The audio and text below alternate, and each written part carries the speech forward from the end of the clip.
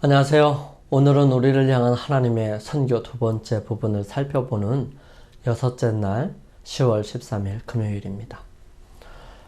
오늘 함께 살펴볼 내용은 더 깊은 연구로 부르심에 의한 사명, 선교의 원동력을 함께 살펴보겠습니다. 선교는 하나님께서 사랑하시는 것이고 또한 그 하나님의 사랑을 받은 사람이 다른 사람들을 사랑하며 그들로 그리스도를 발견할 수 있도록 하게 하는 것입니다. 하나님께서 우리를 사랑하셨고 오늘 그 사랑을 받은 우리가 다른 사람들을 향하여 품는 마음, 이 부분을 다시 한번 살펴보기를 원합니다. 우리 오늘 말씀을 살펴보기에 앞서서 함께 기도드리고 시작합니다. 사랑의 아버지 하나님, 오늘 저희들에게 생명을 주시고 새로운 마음을 품을 수 있도록 인도하여 주시니 감사합니다.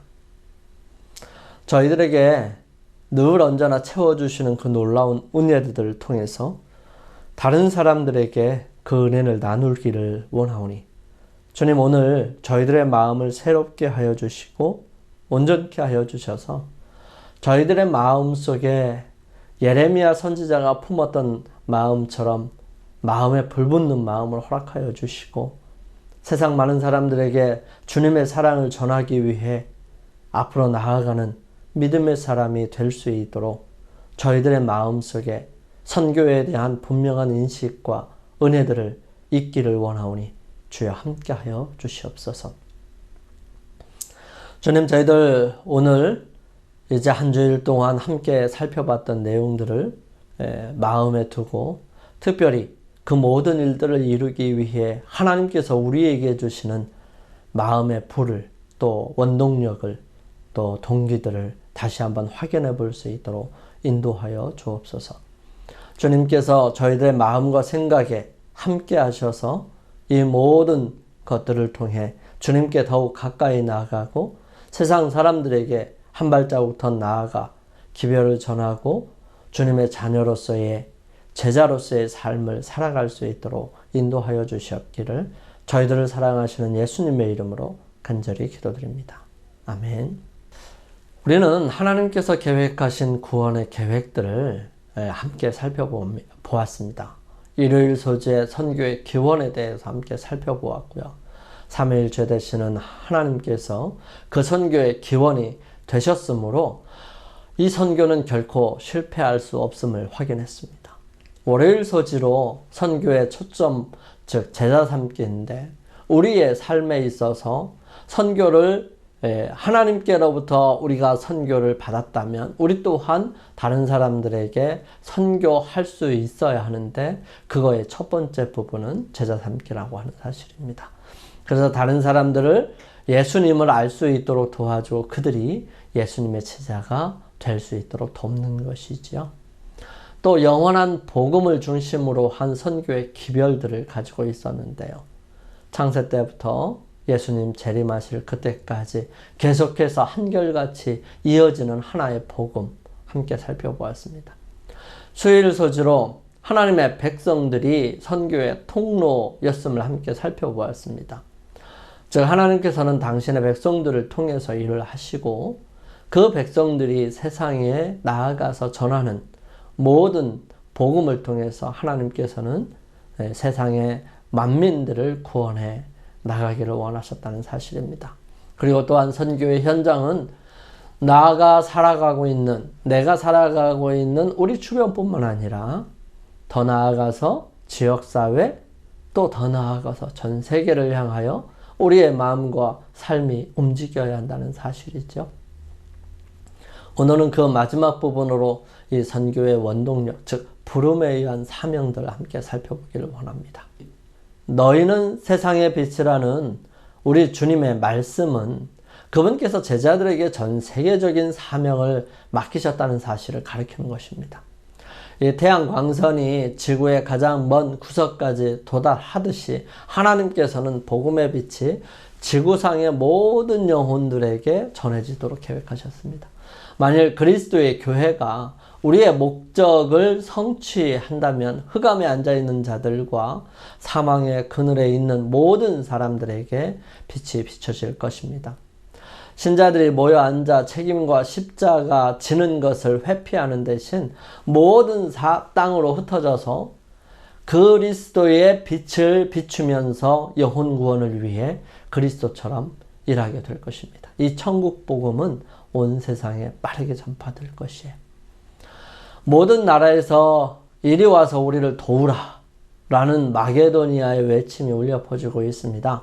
하나님께서는 우리 앞에 일할 곳을 준비하십니다.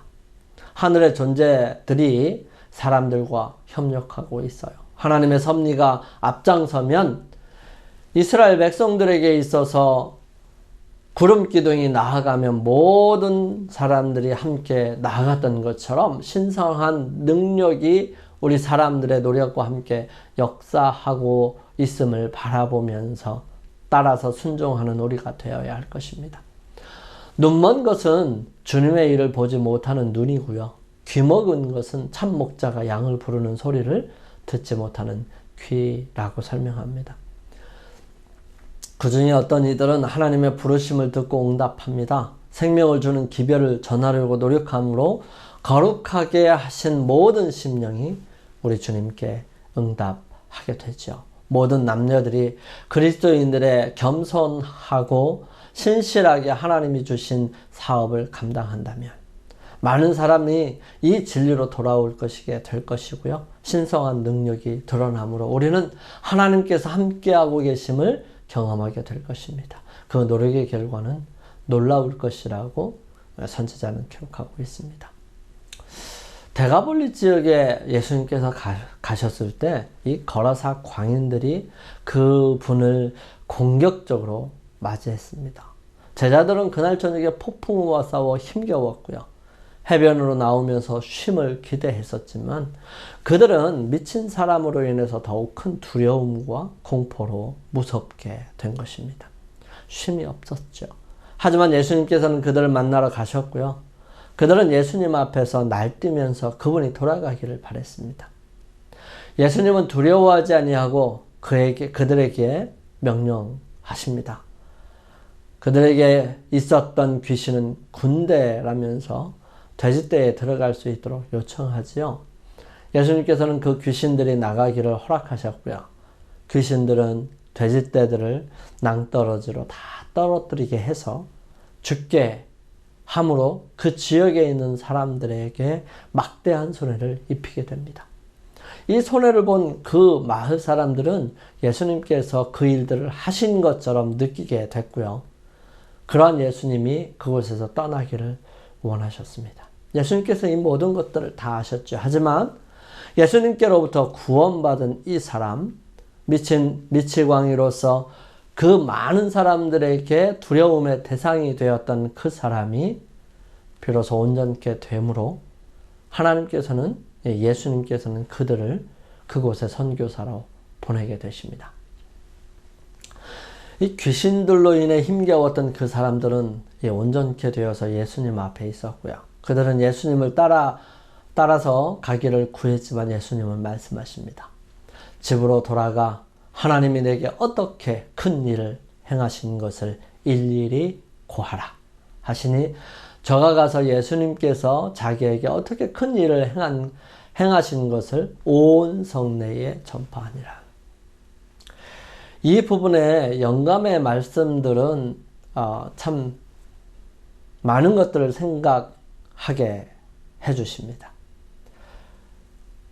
고침을 받은 광인들의 느낌은 아주 달랐습니다. 그들은 저희를 구원하여 주신 분을 따르기를 원했었죠. 그들은 예수님과 함께 있을 때 그들의 생애를 괴롭혔고 폐인이 되게 만들었던 귀신들로부터 안전하다고 느꼈습니다. 예수님께서 배에 오르려고 하실 때에 그들은 예수님 곁에 가까이 서서 그의 발 아래 무릎을 꿇고 저들을 예수님의 곁에 있게 하여서 늘 당신의 말씀을 들을 수 있게 해달라고 애원했습니다. 그렇지만 이 예수님께서는 저들에게 집으로 돌아가서 주께서 저들을 위하여 행하신 위대한 일들을 전하라고 분부하셨습니다. 그들이 해야 할 일이 있었는데 그것은 곧 이방인 이 가정에 가서 저희가 예수님에게서 받은 축복에 대해 전하는 일입니다. 예수님께서는 그곳이 유대인 지역이 아니었고 이방인 지역이었기 때문에 편견을 가지고 있었던 이 유대인들을 통해서 복음을 전할 수가 없었어요. 그래서 예수님께서는 이 광인이었던 이 사람에게 그 지역에 있는 자기 민족들에게 복음을 전하라고 그들에게 맡기신 것입니다. 그들이 예수님과 떨어진다는 것은 어려운 일이었어요. 하지만 이방인 동네 사람들과 접촉할 때 그들은 반드시 큰 고난에 부딪힐 것이었습니다. 그리고 그들은 사회로부터 오랫동안 격리되어 있었으므로 예수님께서 지시한 사업을 할 자격이 없는 듯이 보였습니다. 그렇지만 예수님께서는 그들의 책임을 지적하시자마자 그들은 곧 순종하였죠. 그들은 예수님에 관하여 비단 자신들의 집안과 이웃에게만 전하였을 뿐만 아니라 데가볼리 지역을 두루다니면서 구원하시는 그분의 능력을 전파하며 마귀에게 저들을 놓아주신 사실을 말하였습니다. 이 일을 함으로써 그들은 단지 자신의 이익을 위하여 예수님과 함께 머무는 것보다 더 큰 축복을 받을 수 있었던 것입니다. 우리가 구주께 더 가까워지는 것은 구원의 좋은 소식을 전파하기 위하여 일하는 중에 되는 일이죠. 고침을 받은 두 광인은 그리스도께서 데가볼리 지역에 복음을 전하라고 보내신 최초의 선교사들이었습니다. 겨우 잠깐 동안 이 사람들은 그리스도의 가르침을 들은 특권을 누렸습니다. 저들은 예수님의 설교를 한 번도 들은 적이 없었어요. 그들은 날마다 그리스도와 함께 있었던 제자들이 가르칠 수 있었던 것처럼 사람들을 가르칠 수는 없었습니다. 그렇지만 그들은 예수님이 메시아라는 증거를 자신의 몸에 지니고 있었어요. 그들은 저희가 아는 것, 곧 그리스도의 능력에 관하여 보고 듣고 느낀 것을 전할 수 있었습니다. 이것은 하나님의 은혜로 마음의 감동을 받은 사람이 갖게 행할 수 있는 일이죠. 우리가 선교사가 될 수 있는 가장 중요한 것은 모티브고 그것은 마음의 동기이고 그것은 선교의 원동력이 될 수 있습니다. 즉 우리 마음에 예수 그리스도에 대한 분명한 사랑과 그분이 우리에게 베풀어 주신 그 은혜를 경험하지 못한다면 우리는 다른 사람들에게 예수님에 대해서 전하는 것이 그냥 지식적인 것일 수밖에는 없습니다. 사랑받는 제자 요한은 태초부터 있는 생명의 말씀에 관하여는 우리가 들은 바고 눈으로 본 바요 주목하고 우리 손으로 만진 바라고 기록합니다. 그러면서 우리가 보고 들은 바를 너희에게 전했다고 기록하지요. 우리는 그리스도의 증인으로서 우리가 아는 바와 같이 자신이 직접 보고 느낀 바를 전하는 그런 사람이어야 합니다. 만일 우리가 한 계단 한 계단씩 예수님을 따른다면 우리는 예수님께서 우리를 인도하신 길에 관하여 말할 수 있는 어떤 요점을 갖게 될 것입니다. 하지만 우리가 그런 것들을 잘 기억하지 못하고 생각하지 못하고 또 관심을 두지 않는다면 우리는 그런 부분들에 대해서 할 수 있는 일들이 없게 되는 것이죠. 우리는 예수님의 허락을 어떻게 시험하여 보았고 그 허락이 얼마나 확실한지를 알게 되었다는 것을 말할 수 있습니다. 즉 우리는 기도함으로써 그 기도가 어떻게 응답되었는지를 확인할 필요성이 있습니다. 이것이 우리의 삶의 믿음이 될 것이고요. 그렇게 고민하고 힘들어하는 다른 사람들에게 힘이 되어주고 능력이 될 수 있는 것입니다. 우리는 그리스도의 은혜에 관하여 아는 바를 증거할 수 있습니다. 이것이 우리 구주께서 요구하시는 증거인데요. 이러한 증거의 부족으로 세상은 멸망해 가고 있습니다. 내 백성이 지식이 없어 망한다 라고 하는 그 지식은 경험적인 지식을 말하는 것입니다. 많은 사람들이 예수님에 대하여 알고 있지만 예수님을 경험하지 않고 또 예수님과 연합되는 일이 부족합니다. 없지요. 그래서 예수님에 대하여는 알고 있지만 예수님을 알지는 못하는 것입니다. 여러분 우리가 복음을 전하는 것은 예수님에 관하여 전하는 게 아니에요. 예수님을 전하는 것이지요. 그러기 위해서는 예수님이 나의 구주가 되시고 나와 연합되어 있는 모습들을 경험해야 하는 것입니다. 비록 거라사 사람들이 예수님을 영접하지는 않았을지라도 예수님께서는 저희가 선택한 흑암 가운데 저희를 버려두지 아니하셨던 것입니다. 그들이 예수님에게서 떠나가라고 말했을 때 그들은 예수님의 말씀을 들은 적이 없었어요. 그들은 저희가 무엇을 거절하고 있는지 알지 못했습니다. 그러므로 예수님께서는 그들에게 다시 빛을 보내시되 저희가 듣기를 거절하지 아니할 자들을 통하여 전하셨던 것입니다. 우리는 하나님께로부터 부르심을 인식하지 못할 수도 있습니다. 또한 누구를 통해서 부름을 받았다고 할지라도 우리는 우리 자신이 그 일을 할 수 있다고 느끼거나 자신할 수 없을 것입니다. 멸망해가는 이스라엘 백성들에게 마지막 경고의 기별과 함께 마지막 멸망 속에서도 베푸시는 하나님의 위로하심과 섭리들을 위해 하나님께서는 한 사람을 부르십니다. 그는 다름 아닌 제사장이었던 선지자 예레미야입니다. 요시야가 일으킨 개혁의 결과로 영구적인 영적 부흥이 있기를 바라던 사람들 중에는 이 요시야의 치세 제13년에 아직 젊은 나이에 선지자 직분을 맡도록 부름받은 예레미야, 그 사람이 있었던 것이죠. 이 레위 계통의 제사장 직분을 맡은 사람 중에 하나인 이 예레미야는 그가 모태로부터 열방의 선지자가 되도록 세움을 입었다는 것을 조금도 깨닫지 못했고, 하나님의 소명을 받았을 때에 그는 자기의 무가침에 대한 느낌으로 압도되었어요. 그래서 그는 고백합니다. 슬프도소이다.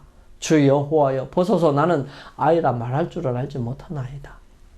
하나님께로부터 부름받은 많은 사람들이 이러한 대답을 할 수밖에 없을 것입니다. 하나님께서는 이 젊은 예레미야가 자기의 임무에 충실하고 큰 반대에도 불구하고 의를 위하여 굳게 설 자임을 보셨어요. 하나님께서는 가능성을 보시는 것입니다.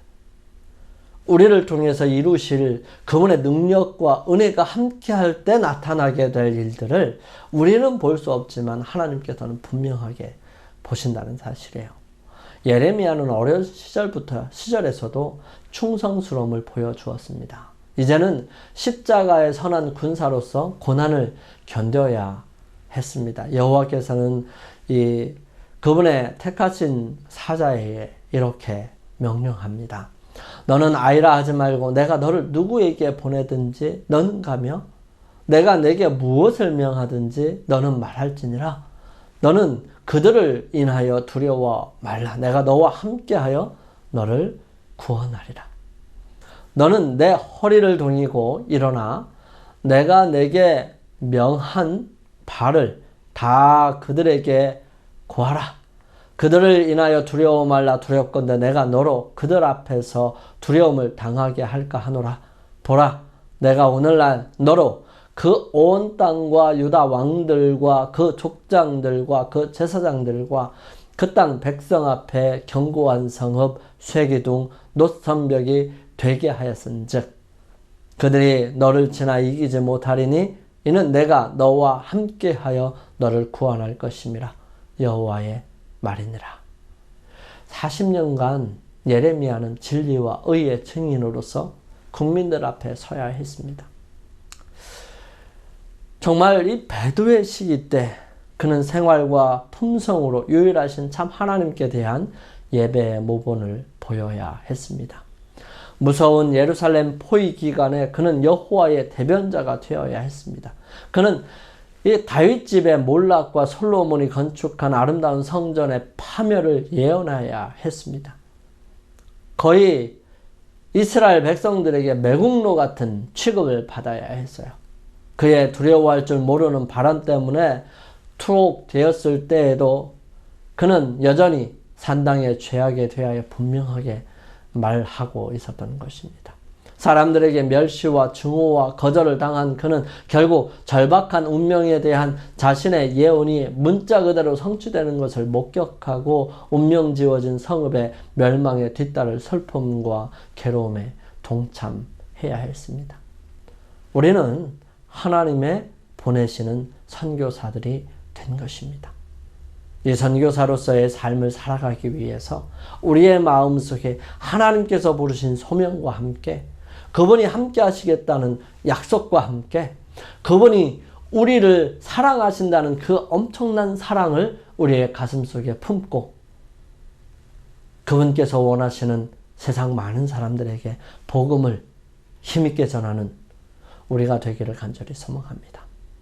저희들을 사랑하시는 아버지 하나님, 저희들에게 주님께서 선교를 먼저 하셨고 그러한 선교를 받은 저희들이 다른 사람들을 선교하기 위하여 일어설 수 있도록 인도하여 주시니 감사합니다. 저희들은 연약하고 부족하지만 저희들을 통해 일하실 때에 주님 역사하여 주셔서 그 모든 일에 주의 거룩하심을 맛볼 수 있도록 도와주시옵소서. 아버지의 놀라우신 섭리와 은혜가 매 순간마다 저희들과 함께 하여 주시고 인도하여 주시옵기를 간절히 빌고나오며 저희들을 사랑하시며 언제나 함께 하시는 우리 주님 예수 그리스도의 이름으로 간절히 기도드립니다. 오늘 하루 승리하시기 위해 주님과 함께하는 시간을 개인적으로 갖기를 바랍니다. 저는 다음 교회에 찾아뵙겠습니다. 한 주일 동안 수고하셨습니다. 감사합니다.